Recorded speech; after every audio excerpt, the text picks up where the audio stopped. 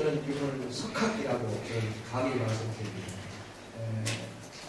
이주연 박사님이신데요. 여러분 이미 고직해드렸습니다만 현재 포스코 ICT 전무이사를 역임하고 계십니다. 저는 이분을 만날 때 늘 이렇게 논리가 아닌 논리를 하거든요. 부러움을. 신은 공평하지 않다. 키도 크시죠? 잘생겼죠? 또 유명한 회사의 최고 경영자로 또 계시죠.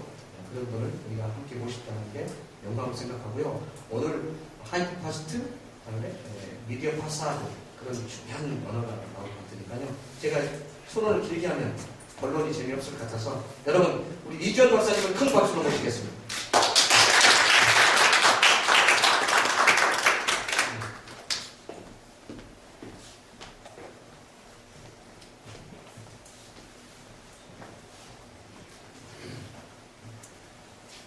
여러분 반갑습니다.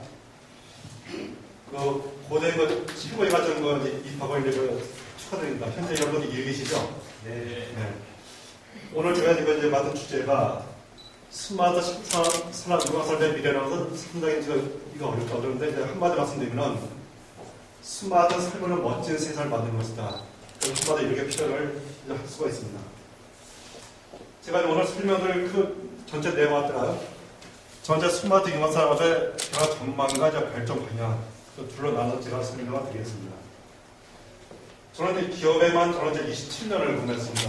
근무했는데 제가 회사를 하다가 이제 4번을 옮겼습니다. 옮겼는데 전체 27년 근무하면서 어제 운이 좋아서 제가 37살에 그 대기업에 입원이 됐습니다. 그래서 현재 기업에 입원을 현재 17년째 하고 있습니다.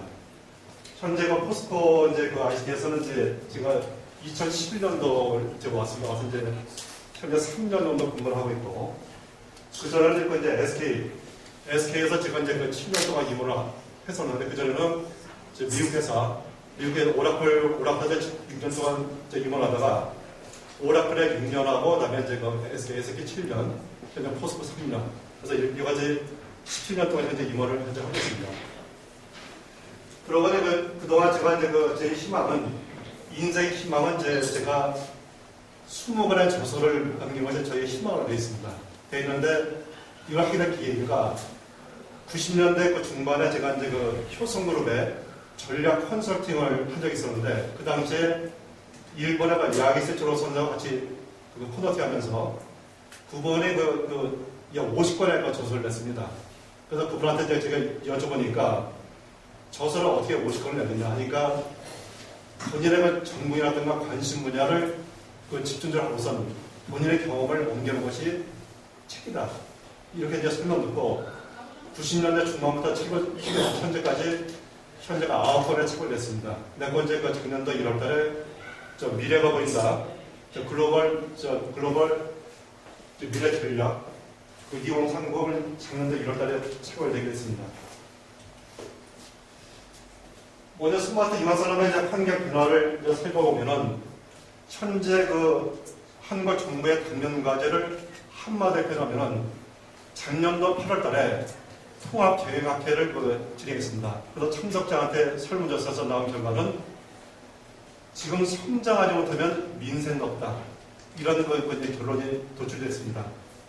첫 번째 과제는 저성의 기조에 일자리 창출의 정부 정책의 방향 과제인데 현재 기본 추이를 보면은 저출산과 고령화가 계속 축소해서 일자리 부족 현상이 심화되고 있습니다. 그럼 결국은 일자리 정책 따라서 일자리를 누려야 되는데 단순하게 이제 나라부 것이 거의 의미가 없습니다. 그러면 근본적 해결책은 경제 규모를 키워야지만 해결이 되나 보고 있습니다. 그다음에 두 번째 이제 방향 과제는 창조 경제 기반의 신성장 동력 산업을 이제 확산을 시켜야 되는데 결국은 전통적인 산업 구조에다가 경제 위기가 한계가 있습니다. 한계이기 때문에 현재 창조 경제 기반의 스마트 융합 산업을 키워야지만 가능하다. 이와 같이 이제 보고 있습니다. 그래서 이와 같이 이제 이걸 연구하기 위해서 2012년도에 국회 스마트 컨버전스 연구회를 만들어서 진행했습니다. 이쪽은 여당과 야당이 다 포함이 됐습니다. 그래서 전체 연구에서 올해 1월 달에 스마트 융합 산업을 어떻게 가야 하느냐, 그 정책 과제라든가 정책 방향을 제시한 작업을 이제 1월달에 진행을 했습니다. 그리고 이제 그 작년도 4월달에는 경우 이제 스마트 마이스, IT, BT, CT 등의 타산업과 어떻게 융합해서 활성화할 것이냐 그런 주제 가지고 이제 많은 토의를 진행을 했었습니다. 그리고 이제 그 가지고 전체 그 스마트 융합 산업을 어떻게 가야겠냐 그래서 많은 연구를 하다가 이제 그 작년도 1월달에 저 미래가 보인다. 글로벌 미래 2030이라는 책을 갖다가 출간하는데 저 미래 예측서로서 26명의 전문가가 참여했습니다. 참여했고 제가 맡은 분야가 스마트 산업의 미래를 제가 맡아서 그 저술하는 작업을 진행해서 작년도 1월 23일 날 간담회하고 2월 6일 날 컨퍼런스를 이제 진행을 했습니다. 다음에 제가 창조경제 미래기술과 성장 산업의 메가 트렌드가 어떻게 가느냐 그런 부분을 가지고 토마스 프레이 박사를 초청해서 작년도 11월 달에 열띤 토의를 하고 방향 설정하는 작업을 진행을 했습니다. 저는 그렇습니다. 지금 이제 국내 시장과 이제 해외 시장이 있지만 저희가 이제 그 스마트 융합 산업을 키우는데 국내 시장은 한계가 있습니다. 한계이기 때문에 결국은 해외 시장을 확대를 해야 되고 그다음에 신성장 산업을 확대를 해야 되는데 그럼 결국은 해외 산업을 확대하는데 기존의 방식은 저개발 국가에 이제 치중했습니다. 결국은 저개발 국가에 치중하다 보면 단건주의라든가 규모가 작기 때문에 전체 그 산업을 키우는데 한계가 있습니다. 그래서 제가 보는 것처럼 해외 거대 시장을 키워야지만 우리 국가로부터 많은 도움이 되고 그 산업을 키울 수 있다 이렇게 보고 있습니다. 그래서 특히 작년에 이제 그 일본의 원전 사태가 이제 발생되면서 전력 이슈, 전력 문제가 일본에서는 가장 큰 문제로 이제 대두되고 있습니다. 되고 있었고 일본의 이제 에디슨 파워 회사하고 사업적 협력을 했습니다. 사업 협력해서 일본 쪽의 그 전력망, 에너지 저장 장치, 에너지 효율과 신재생 에너지 이제 그런 부분을 확대하기 위해서 에디슨 파워를 대상하다가 저희가 수주해서 진행하고 있고 1차가 홋카이도 삿포로 홋카이도를 대상하다가 이제 올해 이 사업을 확대하는 작업을 진행합니다. 진행하고 그 홋카이도 위에 동경과 오사카를 포함해서 확대시키는 작업을 현재 진행하고 있습니다. 다음에 이제 그 우측의 그 그림은 2010년도에 일본 나가사키의 그 에비츠 이제 전기자동차 총회 참석해서 연설했었는데 일본과 전기자동차에 대해서 이제 그 사업 협력을 하고 그리고 작년에 제주도에다가 제주 전기자동차 서비스 주식회사를 설립해서 현재 진행하는데 현재 제주도 보면은 차량이 25만 대가 지금 운행이 되고 있습니다. 되는데 앞으로 계획은 2030년도까지 25만 대 전체 차량을 전기차 자동차 다 바꾸자. 그런 구상을 진행하는데 현재 제주도 보면은 전체 필요한 전력이 2기가와트 정도 전력이 필요한데 앞으로 방향은 해상 풍력을 통해서 전기를 생산해서 그 전기를 갖다가 저장하고 제주 전역에 공급하고 그리고 이제 전기 충전 인프라를 깔고 전기 자동차를 연결 돌리는 이런 마이크로 그리드 모델 이 모델을 2030년도까지 하기 위해서 작년도에 회사 설립해서 현재 진행을 하고 있습니다. 다음에 이 밑에 내용은 저희가 보면 이제 일반 빌딩에 보면은 빌딩에 보면 이제 특히 스마트 빌딩에서 예술성의 공간 콘텐츠도 상당히 중요합니다. 중요하고 빌딩의 외부에 공간 콘텐츠를 활용해서 미디어를 갖다가 연출하는 그런 기법이 미디어 파사드인데 이런 미디어 파사드 기술은 또 한국의 최고의 기술을 가지고 있습니다. 가지고 있지만 한국에서는 광고 규제 때문에 활성화가 안 되고 있습니다. 활성화 안 되고 있는데 저희는 이 기술을 가지고 일본 쪽에 오사카하고 이제 동경 쪽, 그다음에 미국에서는 전체로 볼 때 라스베가스 대상하고 홍콩 쪽, 그다음에 중동 이쪽을 대상하다가 이 기술을 확장시켜서 현재 노력을 하고 있습니다. 그래서 이걸 하기 위해서 2010년대에 일본 미디어 파사드를 확대시키기 위해서 광고회사 벤처하고 사업자 협력을 해서 결국 이제 일본 각 빌딩에다가 미래 파선을 설치하고 그 빌딩에다가 저 덴츠에 광고를 한다. 이런 구상 가지고 현재 진행을 하고 있습니다. 그다음에 해외에서 거대 시장을 노렸는데, 그다음에 중국 시장을 이제 확대시켜야 한다. 중국의 갑부가 결국 한국의 우리 국내 인구가 거의 맞먹죠. 그 중국의 거대 시장을 장악을 해야 되는데 과연 어떻게 가야 되느냐.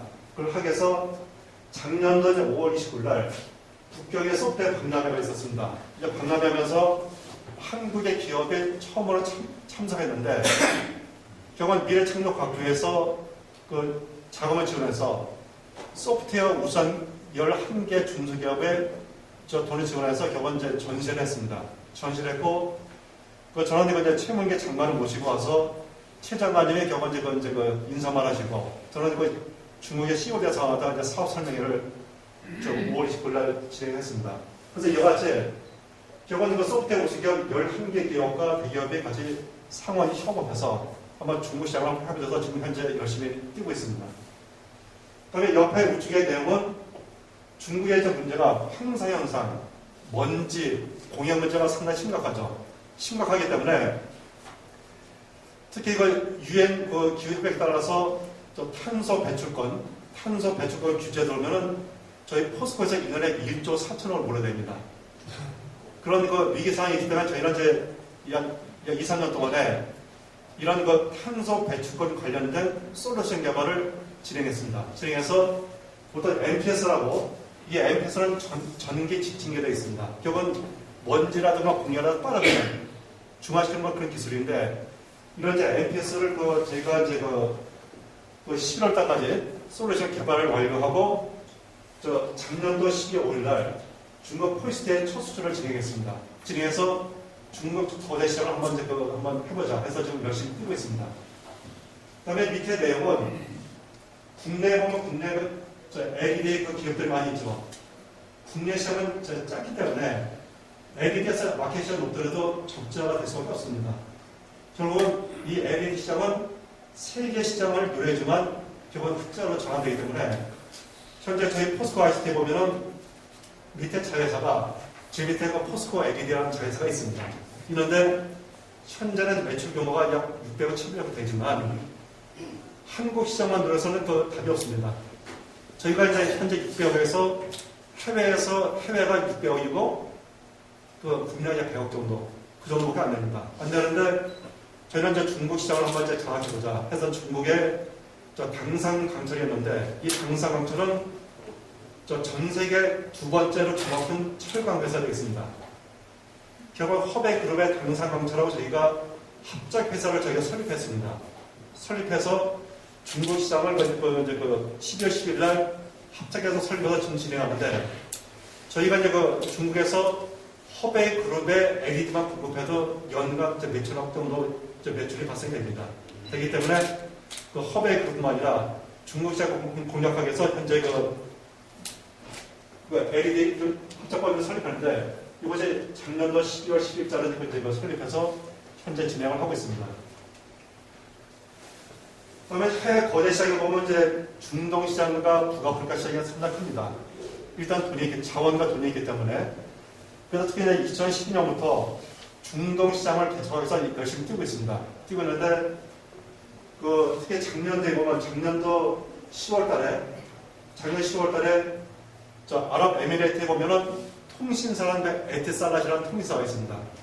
한국에 보면 이거 통신사가 KT라는 통신사가 있죠. KT는 결국 한국만 서비스하죠. 결국 이제 위에 쪽에 에티살랏이라는 통신사는 크게 볼 때 중동과 아프리카 18개 국가에 2억 4천 명한테 서비스하는 그런 기업이 되겠습니다. 기업인데 위에 구강의 지분이 60% 정도 됩니다.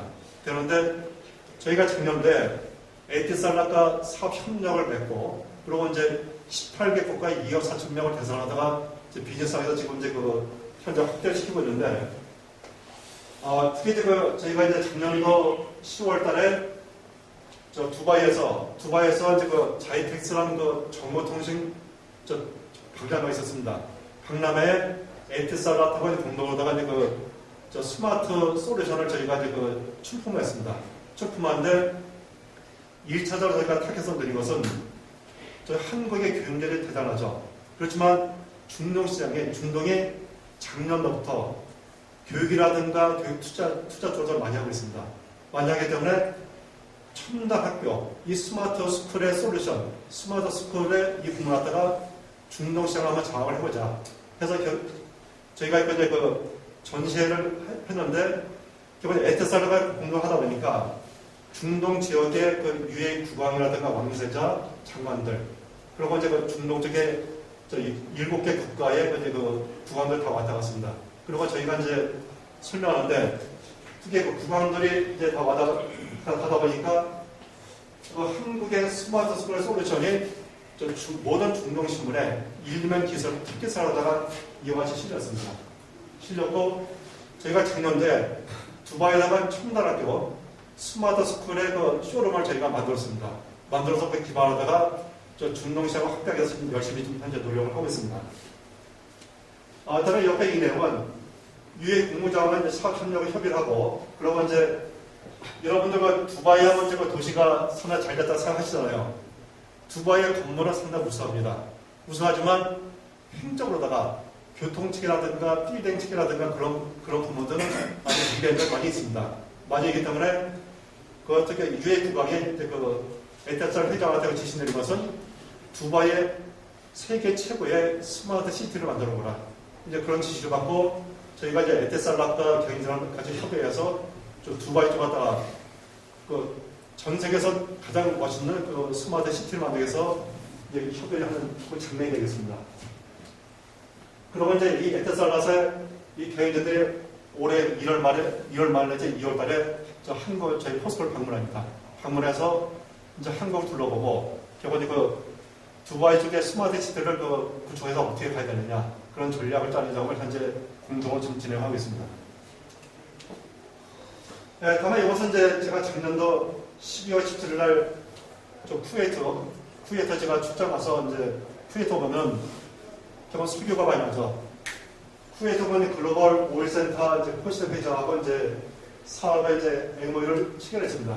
체결해서 쿠웨이트 지역의 결국 이제 그 스마트 빌딩 쪽, 그리고 이제 그 건설 쪽, 아니면 이제 IT 분야들 다양한 분야로다가 이제 공동으로다가 이제 확대 작업을 하기 위해서 좀 포괄적인 사업 협력하고, 그리고 특히 보면은 후에도 준비할 것이 차기에 2020년 넘어서 올림픽 유치하는 작업을 또 준비를 하고 있습니다.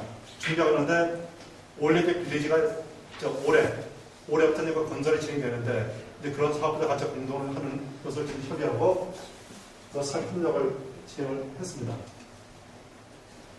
다음에 이것은 뭐냐면 이라크의 바스라 신도시인데 현재 하나 건설에서는 결국 이라크 비스야마 지역에 신도시 건설을 현재 하고 있죠. 7조 정도 규모로 하고 있는데 그 사업 규모는 상당히 어렵게 되어 있습니다. 약 25% 선수금 받고 나머지는 결국 이제 부장에서는 분양이 쉽지 않습니다. 그렇지만 저희는 이제 이라크 바스라 지역이 어디냐면 여러분들 이제 교회 다니시면 에덴의 동산 많이 들어봤죠. 이 지역에 에덴의 동산 지역에다가 신도시를 건설하는 그런 사업이 되겠습니다. 그 사업을 미국과 같이 협업해서 진행하는데 바스라 이쪽에 구도시고 이쪽에 신도시 되어 있습니다. 신도시에다가 주택을 10만 원을 건설하고 도시 인프라, 공공시설, 상업시설을 만드는데 전체 예상 규모가 약 10조 정도 규모 됩니다. 그런데 여기서 보시다시피 가운데 있는 부분들이 공공시설과 상업시설이 되겠습니다. 그리고 이제 낮은 건물들이 10만 원 주택이 되겠고 옆에 있는 것이 발전소가 되겠습니다. 발전소 되는데 이제 작년도에 이제 출장 와서 이제 이라크하고는 결국 대표님 어리먼트에 견제를 받아왔고 이걸 진행하는데 여기서 볼 때 결국 이제 주택건설은 결국 현대건설하고 이제 동아건설이 참여하고 그것이 5조 5천억 정도 됩니다. 그 규모가. 그리고 이제 도시 인프라가 결국 통신과 전기, 가로등 이런 부분들 이것이 1조 5천억 정도 되는데 그 부분은 저희 포스코 ICT하고 이제 KT가 참여를 하게 좀 되어 있습니다. 그리고 이제 가운데 보이는 공공시설에서 병원을 짓고 학교 짓고 이제 사업시설 하는데 요 부분은 저희가 포스코 ICT가 맞춰서 진행을 하게 됐고 옆에 보면 이제 발전소 건설하는 이 부분은 이제 포스코 에너지가 참여하는 조사가 발견돼서 현재 이걸 진행하고 있습니다. 그리고 이제 아마 이것이 제가 이제 빠르게 진행되면 아마 1월 중에 아마 계약이 되려고 이제 예상하고 있습니다. 다음에 이것은 이제 이라크 이제 바살 신도시 사업을 수주하기 위해서 그 작년도에 그 이제 7월 14일 날 본래 그 강사의 의장님 포함해서 의원분들 5분 계서 전체 6분이 저 아프리카 순방 계획이 있었습니다. 그래서 본래 아프리카 순방 7월 13일에 끝나고 이제 오게 됐는데 이제 강 의장께 제가 부탁드렸습니다. 이 양반 아프리카 가신 김에 오시다가 이라크를 하루 들려서 그 하루 일정을 연기했습니다. 연기해서 7월 13일 날 저 아프리카에서 이라크 바그다드 들려서 총리하고 면담하고 14일 날 한국으로 들어왔습니다. 그래서 이와 같이 이걸 하기 위해서 결국은 정부라든가 국회의 도움을 받으면서 이 사업을 확대해서 노력을 좀 하고 있습니다. 이 그림의 경우 이제 강 의장님 포함해서 위원분을 5분하고 이제 그 이라크에 진출한 그 기업의 경영자들 같이 이제 그 간담회 하는 그런 장면이 되겠습니다. 다음에 이제 스마트 이제 컴버전스 융합선언을 과연 어떻게 하느냐 보면 스마트 융합선언의 기본 특징을 보면은 시간과 공간의 초월이 되고 현실과 가상의 한계가 무너지고 그다음에 기기간 영역 간의 융합이 이루어진다. 이런 특색을 지니고 있습니다.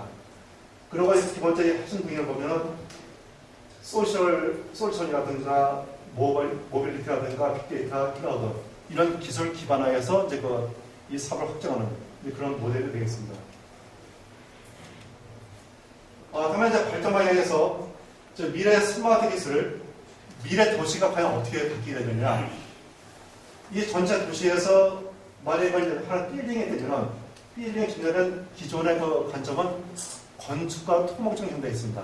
그렇지만 이 스마트 빌딩은 기존의 건축과 토목에다가 지능화된 인텔리전스 기능, 그다음에 에너지 효율을 높이는 그린 플랫폼 기능, 그다음에 예술성을 위한 공간 콘텐츠 이런 부분들이 융합된 것이 그런 스마트 빌딩이다 이렇게 이해하시면 될 것 같고, 그다음에 스마트 그리드라는 것은 기본적 전력뿐만 아니라 신재생 에너지라든가 아니면 이제 그 에너지 저장 장치, 에너지 효율, 그리고 이제 충전 인프라, 전기 자동차 이런 부분을 포함한 것들이 모두 스마트 그리드 모델로 그려지고 있습니다. 그다음에 스마트 트랜스포테이션은 결국은 단순한 도로뿐만 아니라 기본 교통 체계라든가 차량에서 무인차라든가 아니면 센서라든가 그런 모든 부분의 융합된 형태가 보다 스마트 트랜스포테이션 이런 형태로부터 진화가 되고 있습니다. 여러분들 보면 이제 보통 우리 앞에 미래 도시고 이와 같이 이런 상상 도시로 변할 수 있다. 이 그림을 이제 보여드리고, 그럼 결국 이제 스마트 빌딩이 과연 어떻게 바뀌느냐? 앞에서 제가 설명드렸다시피 결국 인텔리전스와 그래 플랫폼과 공간 콘텐츠 이런 그 세 가지가 융합된 것이 어떤 스마트 빌딩인데, 크게 볼 때 여러분들 보면은 빌딩에서 보면 영상기 시대다, 화상기라든가 통합 AV 쪽에서 보면은 해외 법인이 있죠. 그리고 또 이제 국내 보면 이제 각각의 이제 저희 포스코 보면은 좀 포항도 있고 광양도 있고 서울도 있습니다. 이런 회의를 하다가 아마 문제 없이 화상 회의를 보면은 상당히 일반화되어 있죠. 옛날 제가 이제 옛날 제가 이제 SK하고 포스코 근무하는 제가 오라클, 미국의 오라클의 아시아太平洋 쪽에 제가 이제 8개 국가 임원을 맡고 있었는데 8개 국가에서 이제 회의를 하는데 어떻게 되냐. 그때가 90년대부터 후반이거든요. 90년대 후반에는 저는 제가 한국에 있지만 제 밑에 소속원은 8개 국가에 다 있습니다. 그게 왜 가능하냐? 보통 월요일 아침에 보통 이제 9시 되면 컨퍼런스를 합니다. 하면은 8개 국가에서 동시에 이런 화상회의를 통해서부터 회의를 진행합니다. 진행하고 기본적 지침을 주고 토론하고 일주 동안 진행하다가 한 달에 한 번씩은 또 이제 8개국가 돌면서 또 업무를 점검하고, 왜냐하면 이제 그와 같이 화상회의가 가능하고 모든 업무가 이메일이라든가 모든 것들이 가능하기 때문에 장소 관계없이 가능하기 때문에 이런 화상회의를 쏠려야겠고, 그러면 두 번째 통합 모니터링은 이 빌딩에 보면 모든 전력과 설비라든가 조명 방법 이런 부분들이 통합 모니터링에서 또 컨트롤됩니다. 그리고 이제 주차가 이제 쪽은 전기차 충격을 포함하고 빌딩 안내 충통제 이런 요소들이 보통 뭐 지원된 인터넷 이런 기능이고, 그다음에 그린 플랫폼 기반이라는 것은 에너지 관리 시스템. 결국 이제 지금 전력 문제, 에너지 문제이기 때문에 저희가 작년도에 저 송도에다가 포스코 그린 빌딩을 졌습니다. 그 빌딩은 일반 빌딩에 비해서 에너지를 60% 정도를 절약할 수 있는 빌딩을 줘보자 해서 그런 그 모델을 저희 만들었습니다. 만들었는데 그런 그 에너지를 절감해주고 관리하는 시스템 이런 부분에 그린 플랫폼 기반이고, 그다음에 공간 콘텐츠라는 것은 이 빌딩은 예술성도 중요하다. 이 앞에 보이는 이 빌딩에 저 포스코의 국경센터를 짓고 있는데 그 조각도가 되어 있습니다. 이 부분에. 먼저 외부의 그 예술성 그런 것이 보통 미디어 파사드, 경마 조명을 통해서 하는데, 이 경마 조명은 여러분들 그 여서 엑스포 가고 있죠. 그 여서 엑스포의 그 경마 조명 저희가 진행하는데 그런 야간의 경마 조명 이런 부분들이 보통 경마 조명이고, 현재 보면 이제 저 잠실에다가 저 123층의 롯데 월드 타워를 좀 짓고 있죠. 짓고 있는데 그 건물도 중요하지만 외관의 견광 조명을 어떻게 예술성을 고려하느냐. 그래서 그런 부분을 저희가 지금 진행하는데, 그래서 이와 같이 이런 빌딩은 이런 예술성과 지능화된 측면하고 그다음에 그런 저 에너지 이런 세 가지를 포함해서 보통 스마트 빌딩 형태로 바뀌고 있다. 그걸 말씀을 드릴 수 있겠습니다. 그러나 스마트 빌딩에서 경마 조명에서 보통 미디어 파사드, 경마 조명, 미디어 폴리오 형태로 진행이 되는데, 이런 경마 조명은 아름다움을 어떻게 연출하느냐 이런 목적에 따라서 차별되게 구축을 하고 있습니다. 그런데 아쉽게도 이런 미디어 파사드가 국내에서 이제 이게 활성화된 것은 법적 규제가 상당히 강화되어 있습니다. 그래서 이런 광고 규제라든가 심의 기준은 풀어지만 이것이 활성화됐습니다. 그래서 저희는 이제 그것이 아쉬운 것이 현재 저희 빌딩에 이게 다 구현이 되어 있습니다. 되어 있고, 저 육산 빌딩은 저희가 미디어 파사드를 저희가 제안해서 계약 단계까지 왔었는데, 김승현 회장께서 이제 구속되시면서 그것이 이제 현재 보류가 됐습니다. 만약 63층 빌딩에다가 미디어 파사드 연출하려면 하는 저 서울의 랜드마크 되겠죠. 그런 계획이 있습니다. 그다음에 국경의 포스센터 경과 조명은 이와 같이 한력 공간으로 활용할 계획입니다. 33층 건물을 전 트윈타워 건물 현재 저희 짓고 있는데, 여기다가 결국 한력 공간을 활용해서 국경의 랜드마크를 만들겠다. 그런 목표로다가 현재 빌딩을 짓고 있는데, 올해 말이 되면 지금 현재 완공이 됩니다. 이 빌딩이. 그럼 이제 저희 회사에 저 미디어 파사드의 이제 그 영상을 한번 보여드리겠습니다. 이게 저 10층 건물 그 두 겹에다가 이제 내일 밤 6시부터 11시까지 연출하고 있습니다. 여기다가 이제 방송을 띄울 수도 있고, 신문기사 띄울 수 있고, 예술작품을 띄울 수 있고, 이런 콘텐츠를 다 띄울 수 있습니다. 서울역에 보시는 대우센터에도 거기는 아주 옛날 방식. 그 옛날 방식. 지금 이제 많이 진화가 됐죠.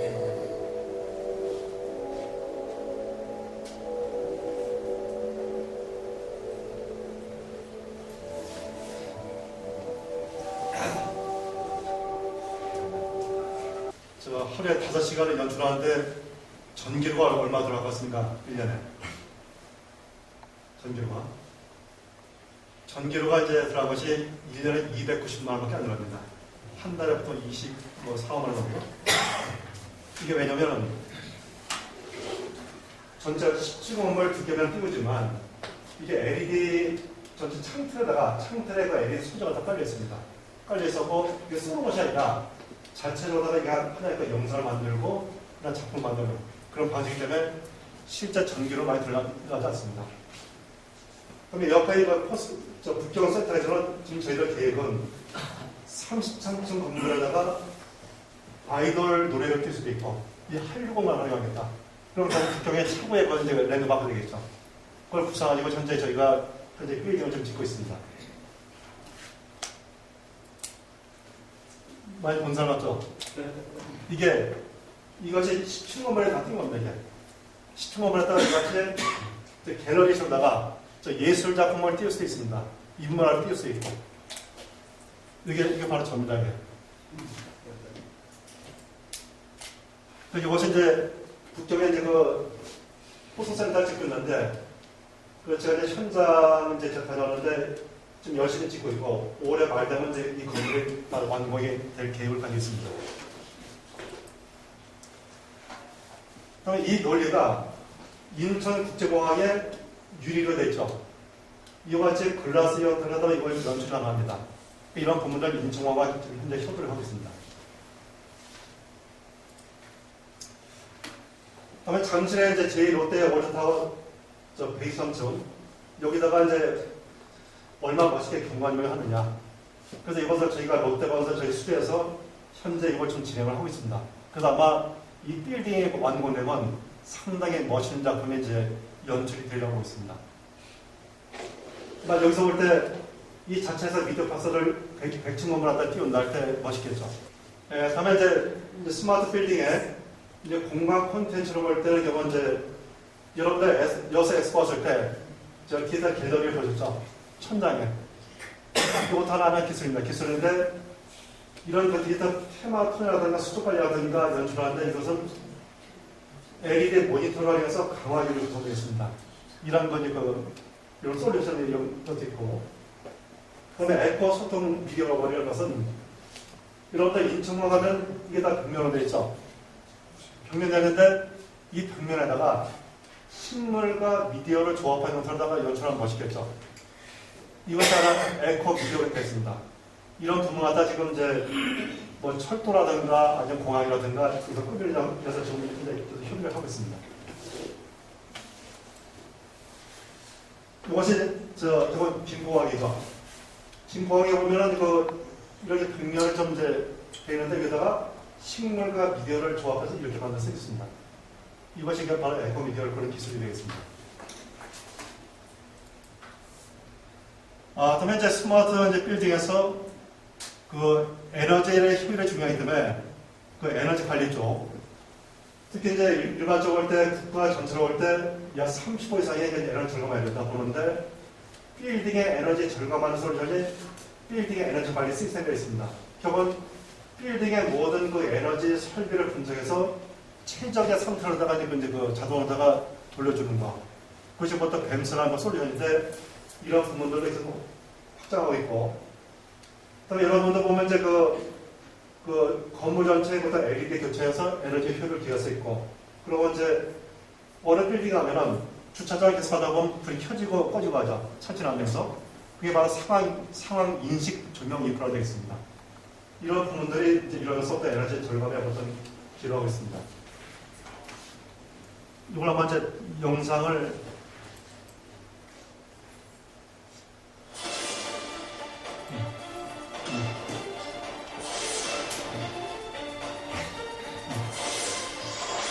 현실로 다가온 에너지 공간 생태.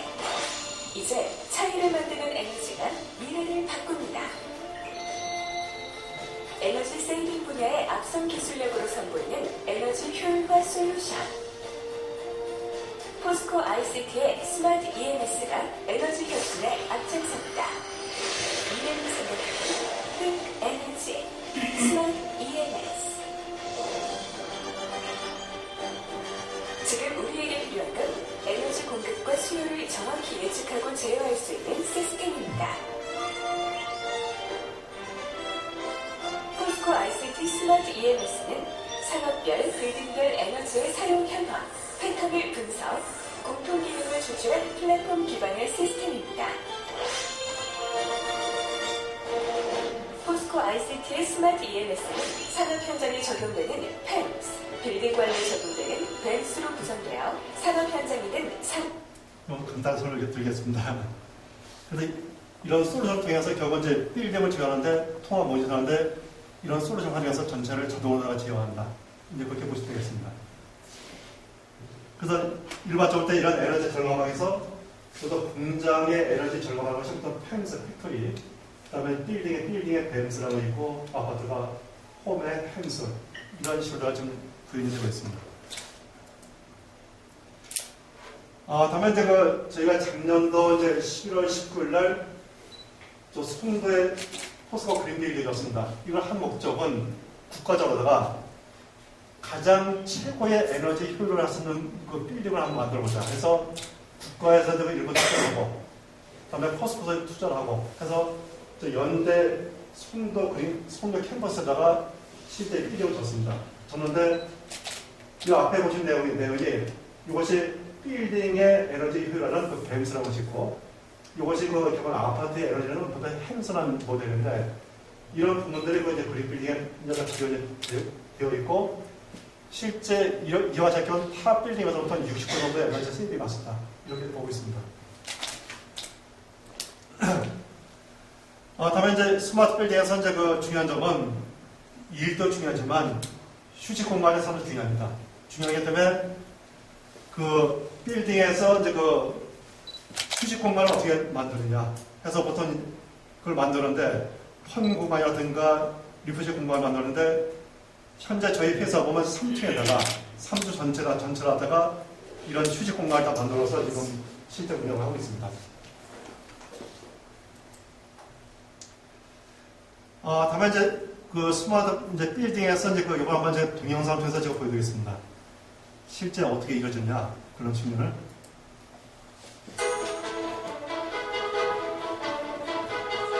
열심히 보다 스마트하게 일하는 것이 글로벌 경쟁력의 핵심입니다.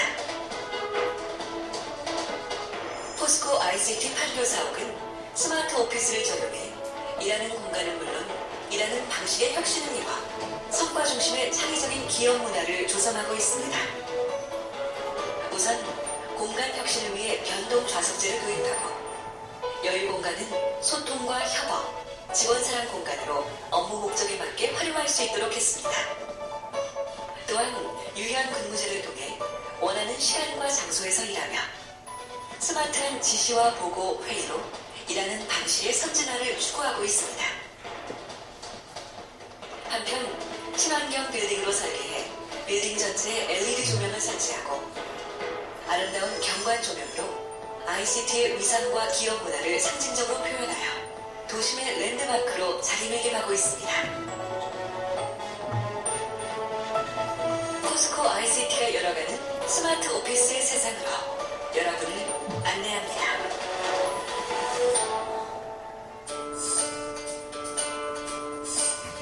김대리의 하루는 유연 근무제에 따라 남들보다 1시간 빠른 8시에 시작됩니다.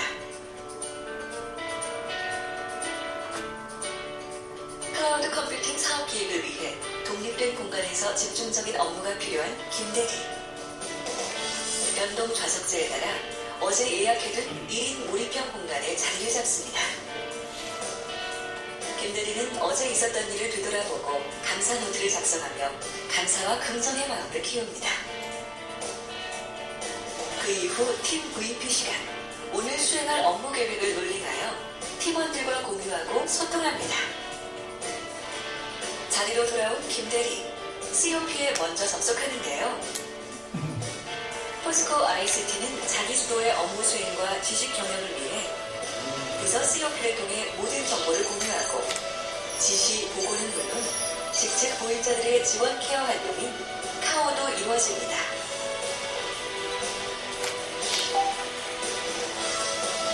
COP에서 팀장의 업무 코칭을 받은 김대리는 스마트 ECM이 저장된 문서를 불러 자료를 수정하기 시작합니다. 스마트 오피스 환경에서는 모든 문서를 중앙 서버에서 통합 관리하여 효율적인 협업과 정보 공유로 높은 업무 생산성을 보장합니다.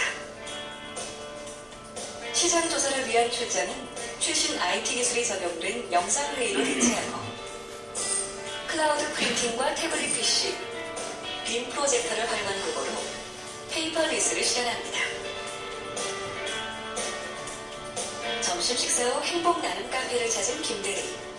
여행에 관한 책을 읽으며 잠시 휴식을 취합니다. 판교 사업에는 호레카를 비롯해 각 층마다 창의 공간을 두고 적절한 휴식과 창의력을 발휘하기 위한 환경을 조성하고 있습니다. 협력업체와 업무 협의를 위해 외근을 나가던 김대리. 사무실로 걸려온 전화를 스마트폰으로 받고 이어 영상회의까지 참석합니다. 메일, 결제, 경영정보 조회 등 언제 어디서든 스마트폰만 있으면 모든 업무 처리가 가능합니다.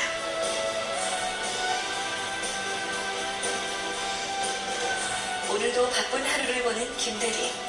내일은 원격 근무 제도를 통해 집에서 가까운 송도 스마트 워킹 센터로 출근하기로 하고 하루를 마무리합니다.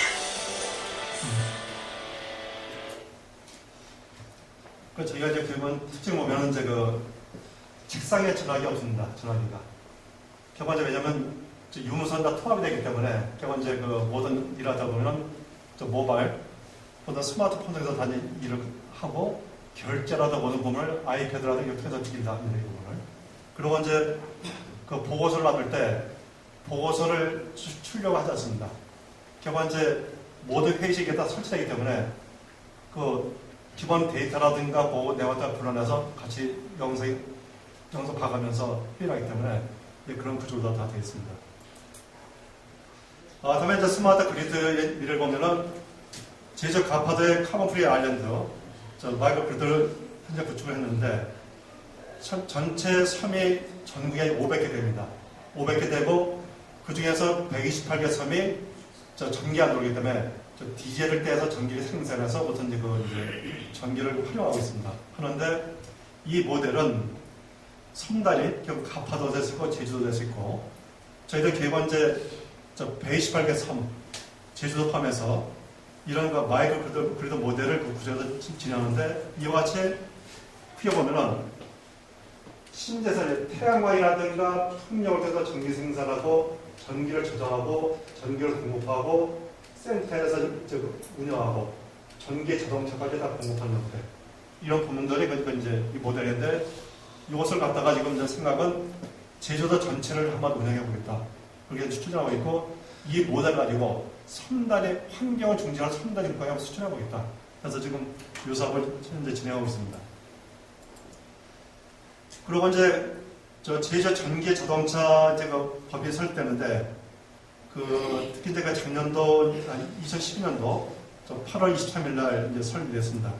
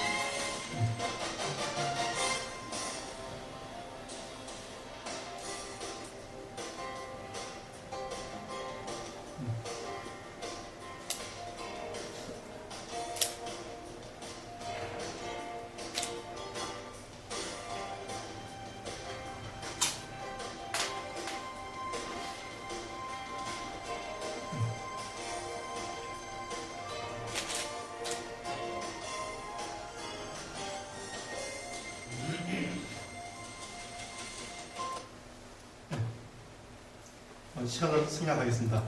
다음에 이제 또 한 가지 경우 이제 스마트 보안 쪽 보면은 여러분들 보면은 그 전자 여권을 이제 쓰고 있죠. 그리고 다음에 이제 일반 그 주민등록을 쓰는데 현재 한국에는 전자 주민증이 아직 도입 안 되어 있습니다. 전자 여권과 전자 주민증하고 스마트 ID 카드가 통합된 쪽으로 앞으로 흘러간다. 그 제어하는데 저는 이제 좀 안타까운 것이 현재 전자주민증은 30개 국가가 도입했는데 한국은 아직 도입을 아직 못하고 있습니다. 기술은 최고인데 그 이유가 시민단체의 반대로다가 그걸 못하고 있습니다. 보안 문제다가.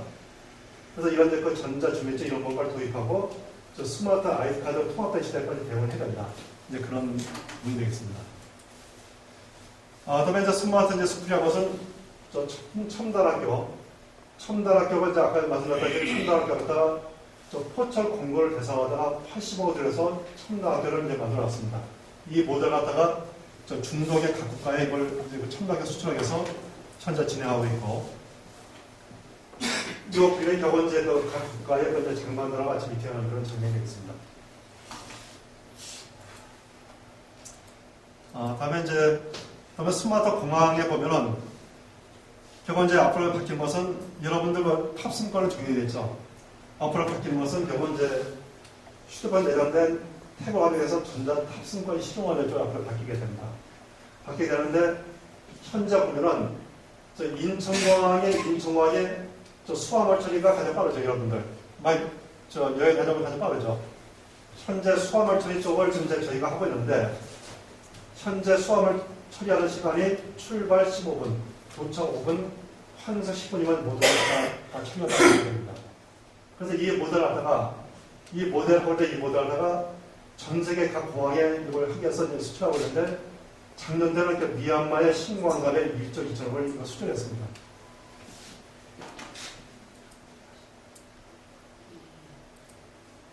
다음에 스마트 교통 쪽은 크게 볼 때 베트남의 그 홀치네 불출도 사업들 제가 작년에 1,003억에 수줬는데 이런 전 세계 이런 수요들이 많이 있습니다. 그래서 이렇게 하게 되면 저희 대기업이 혼자 하는 것이 아니라 중소기업과 협업도 같이 나가기 때문에 최소한 1,000억 규모로 한다면은 70% 정도가 중소기업 모셔야 됩니다. 그 자체가 바로 협업이다 이렇게 보고 있습니다. 시간이 딱 2분 남아서 이게 뭔지 아십니까? 그림이 이것이 그 백월하고 저 하얀 까마귀 되었습니다. 이 하얀 까마귀의 정선에 나타나는데 이 하얀 까마귀가 무슨 1000년 길조라고 얘기하고 있습니다. 여러분들 특히 국가 정책과제 일기에 입학하셔서 이 배구를 보시고 개발적으로 1000년 길조를 배구를 보시고서 사업에 번창하시고 모두 잘 되시길 바라겠습니다. 이상 마치겠습니다.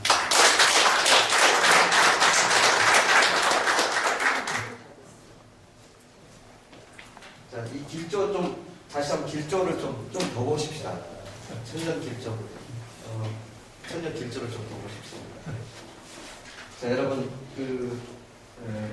이주연 박사님의 스마트한 세상, 스마트한 행복, 이렇게 해서 이제 강의하셨습니다. 이제 오늘 특별히 우리 모신 이유는 우리 이주연 박사님께서 한국 스마트 방송과 JJC 지방자치 TV의